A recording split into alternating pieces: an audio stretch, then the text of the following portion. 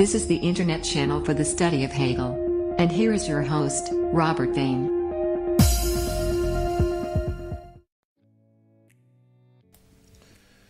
I had a particular reason to start studying Hegel. Even though I was a student of philosophy, it wasn't self-evident that I needed to read Hegel. I was reading Thomas Aquinas and Aristotle and Plato. I was interested in the philosophy of the ancient world. Now, what makes Hegel so fascinating? First of all, I think I became obsessed with Hegel because it takes so much time and effort to understand him. The complexity of his work, the obscurity even of his German text, can be fascinating on a personal level. But that in itself is not very inviting. To me personally, however, it was and still is quite true. The art of interpreting a philosophical text reaches its highest level in the case of Hegel's writings.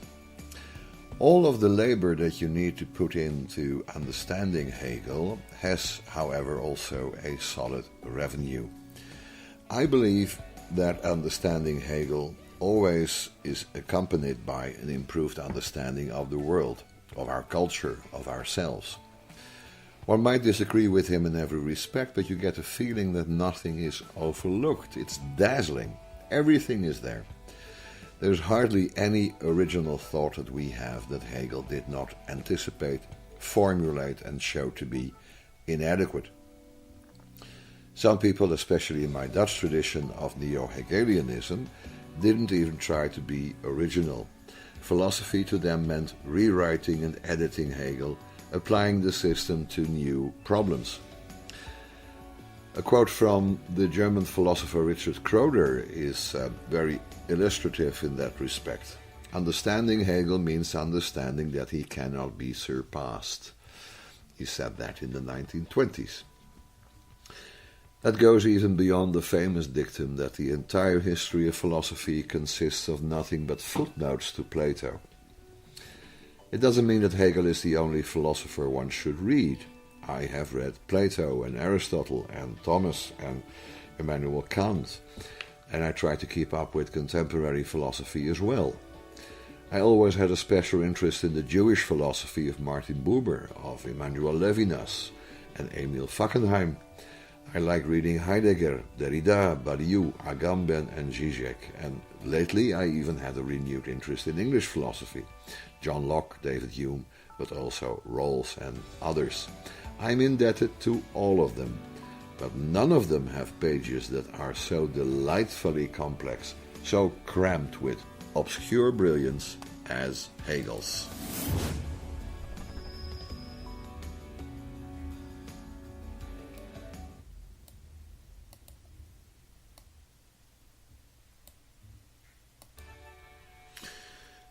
Now, all of these arguments wouldn't amount to much. They are rather superficial, I would say.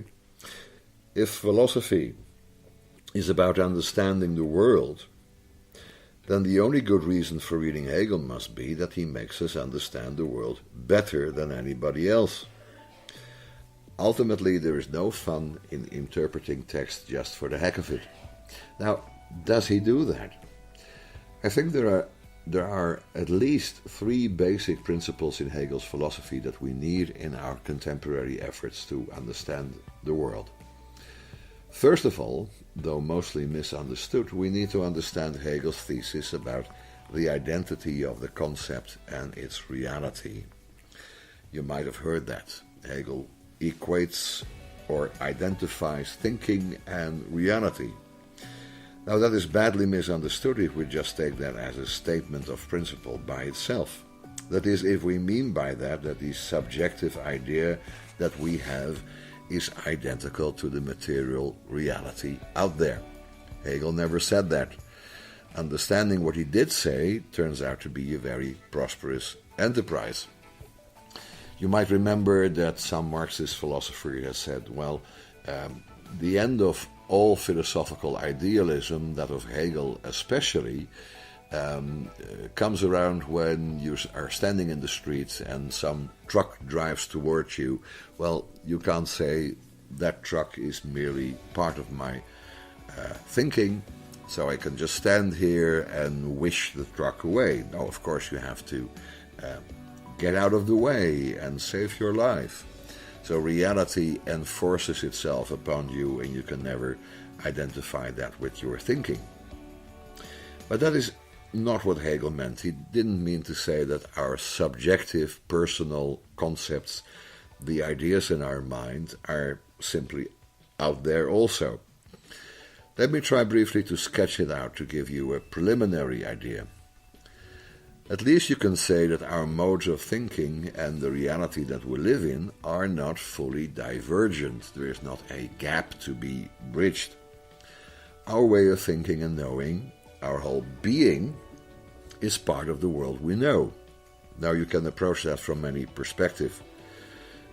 As a specimen of nature, we find within ourselves a growing understanding of the world that is in some way a product of the world itself. In Hegel's terminology, nature comes to self-understanding within us. So there can't be a huge gap between our thoughts and the world, because the world produces a being that can think, so that thinking must belong somehow to the nature of the world.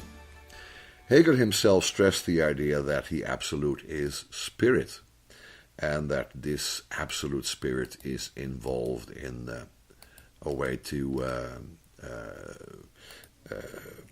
realize itself in two ways, both in nature and in the historical cultures of humanity. So the spirit is in a process realizing itself, making itself into a reality as nature and as human culture.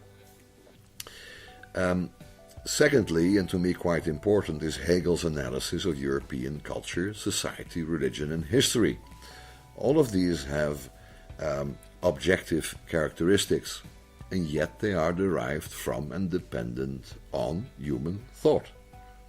At least here it is safe to say that thought and reality are in identity, because the world, the social world around us, of course, is a product of human thought. Now that is not without consequences, especially because the concept in Hegel's philosophy is not just an ideal shape of things, and certainly not a justification of things as they are. Let's take a concept of property, for instance, a concept that Hegel deals with in his philosophy of right. The concept of property is not simply an expression of the status quo, of whatever is in the world, it's also a basis for critique.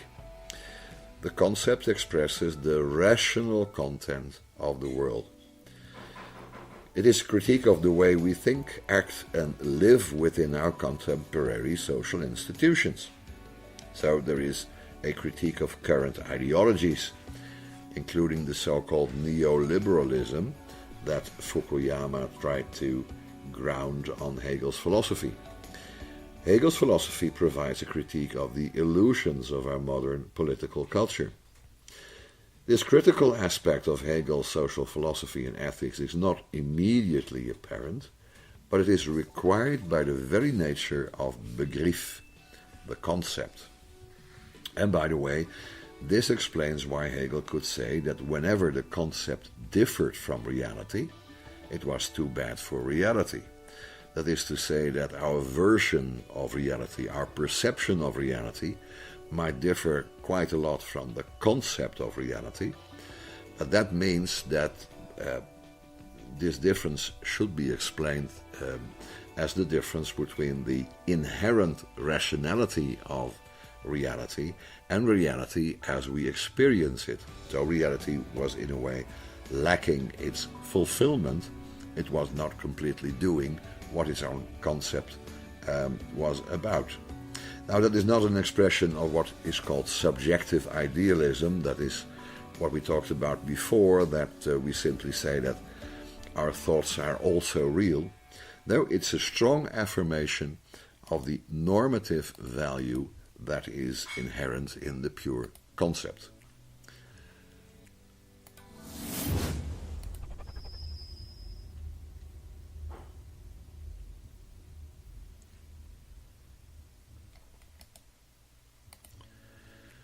Now, my third point is the most personal. Of course, philosophy is and should be a science. Therefore, it's an academic discipline, and as such, its aims and contents go beyond the purely personal. Nevertheless, philosophy remains a search for wisdom, and it attracts many people beyond the pale of academic pursuits precisely because it expresses the universal human quest for truth, goodness, and beauty.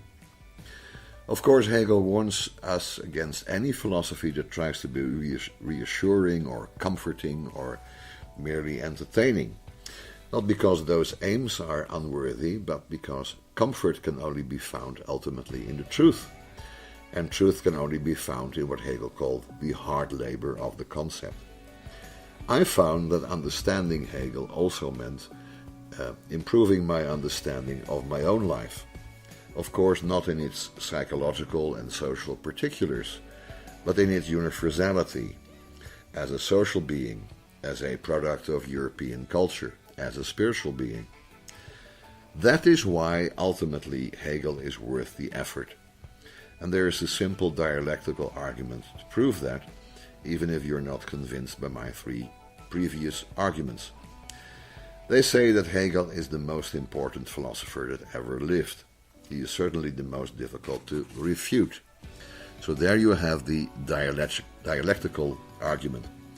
Precisely by arguing with and even against Hegel, you can develop your own ideas and positions to their highest possible level. Hegel is the best sparring partner for philosophy you can imagine. He is the most critical interrogator you can ever hope to find. If you really understand why you need to differ from Hegel, chances are that you have stumbled upon a meaningful truth for the present. Hegel is a difficult philosopher, so you need to do some groundwork in order to be able to read Hegel, but it's certainly worth the effort, and I would encourage you to do so. I'm going to explain in one of my next contributions why it is necessary to have a teacher to introduce you to Hegel, or why it is nearly impossible to just start reading Hegel and figure him out on your own. This is the internet channel for the study of Hegel.